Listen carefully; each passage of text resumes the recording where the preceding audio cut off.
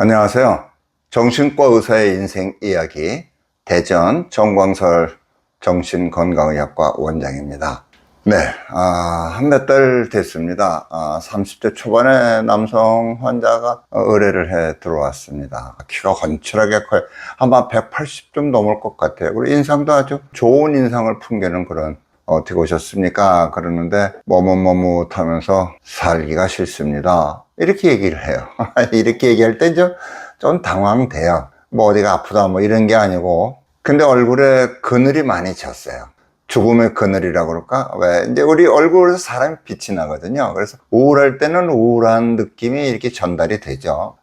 이 청년은 아주 무표정한 그런 무감동한 그런 표정이면서 상당히 어두운 조심스럽다 이런 느낌이 들 정도로 사는 게 싫다. 이게 이제 병원을 오게 된 이유입니다. 슬프다 그럴까? 아주 무기력하고, 그래서 죽으려고 자살 시도도 해봤다 그러고, 요즘에도 어떻게 하면 좀 제대로 단번에 잘 죽을 수 있을까 이런 거 생각하고 있다, 이런 얘기를 하고 있습니다. 이런 얘기 들을 때는 참, 저는 이제 입원실 없이 외래만 하는 의사니까 이런 경우 이거 어떻게 돌봐드려야 될까. 근데 이제 사람이 아주 점잖게 이제 태평하게 얘기를 합니다. 뭐 당장 이렇게 감정적으로 돌발적인 상황을 벌일 것 같아 보이지는 않는데요, 그런 얘기를 하면서 과거에 대한 어려운 얘기 별로 하고 싶어 하지 않아요.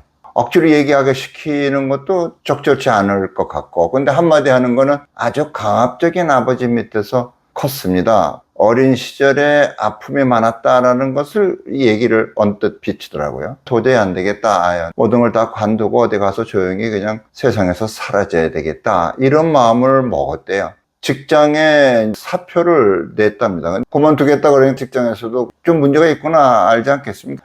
살살 달랬대요. 자기한테 권유하고 정신과에 가서 좀 상담 좀 받아보는 게 어떠냐. 직장에서는 또 상당히 신뢰받는 그런 사람인가 봐요. 본인 말로 직장에서는 자기를 신뢰한대요. 직장 어른들의 권유니까 거절하기 뭐하고, 자기를 신뢰해주는 분들이 자기를 위해서 하는 말씀이니까 그래서 왔는데 뭐 그렇게 크게 당신한테 나 기대하는 거 별로 없습니다, 이런 표정이에요.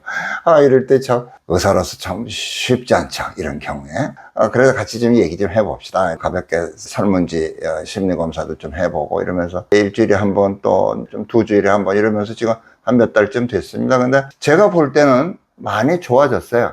얼굴에서 나오는 빛이 좀 달라졌어요. 처음에는 완전히 무표정했었는데 이제 와서 얘기하면서 쉬고 웃기도 하고 뭐 별거 없었습니다. 그냥 그렇게 지냈습니다. 그러고 얘기를 하는데 얼굴이 꽤 밝아졌어요. 근데 본인은 내가 좀 괜찮고 밝아졌다라고는 본인이 얘기를 안 해요. 그냥 아직도 뭐 그냥 그렇습니다. 그래서 제가 며칠 전에 왔어요. 며칠 전에 와서 요새 사는 게 좀 어떻습니까? 그랬더니 뭐 그냥 그저 그렇습니다. 그래서 어떻게 죽을 생각을 계속 하고 있습니까? 요즘엔 뭐 그런 생각은 그렇게 많이 안 합니다. 그래요? 글쎄요. 그래서 툭 물어봤어요. 사는 맛이 좀 있어요? 그랬더니 깜짝 놀란 듯이 저를 이렇게 봐요. 사는 맛이 뭐냐 하는 말에 좀 놀란 것 같아요. 언뜻 제가 느낌에. 뭐 사는 맛이 뭐가 있겠습니까? 당황하는 듯한 그런 느낌을 제가 받았어요. 뜬금없이 의사가 사는 맛이 있냐 이렇게 물어보는데 당황이 되는 거예요. 사는 맛이 뭘까? 사는 것에 대해서 괜찮구나, 참 이게 사는 맛이구나, 한번 살아볼만 하구나, 이런 걸 못 느껴봤다 소리예요. 무슨 얘기인지 이해를 잘 못하는 것 같았어요. 그런데요, 여러분, 생각 밖으로 이렇게 물어봤을 때 얼떨떨해 하는 경우들이 생각 밖으로 많이 있습니다. 근데요, 우리가 이제 살아있잖아요? 살아있는 맛을 좀 느끼면서 살아야 되지 않겠습니까? 사는 맛도 있고 멋도 있고 인생이래야 되지 않을까, 그런 생각을 합니다. 그리고 정신과 의사로서 제가 진료실에서 만나는 그 모든 분들이 진짜 살아있는 것을 감사하게 누리면서 사는 사람이 될 수 있게끔 도와주는 게 내가 정신과 의사로서의 본연의 임무다, 이런 생각을 갖고 같이 대화도 나누고 그러거든요. 그런데 사실 그게 그렇게 쉽지 않고, 우리가 살아있는 걸 어떻게 하는 게 누리고 사는 거냐, 이런 거에 대해서 별 생각이 없는 경우들이 생각 밖으로 많습니다.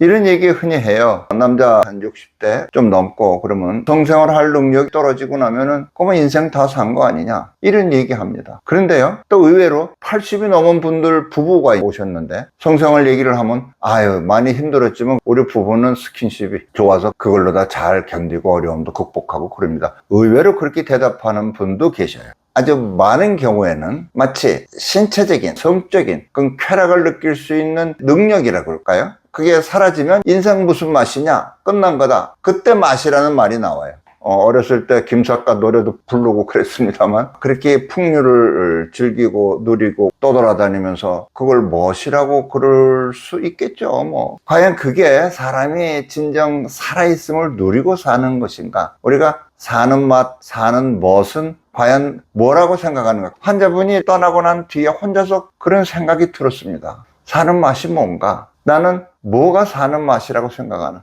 저는 이제 정신과 의사니까 저를 찾아오는 분들을 사는 맛을 느끼게끔 도와주는 것이 나의 사는 맛이다 생각하면서 살고 있죠.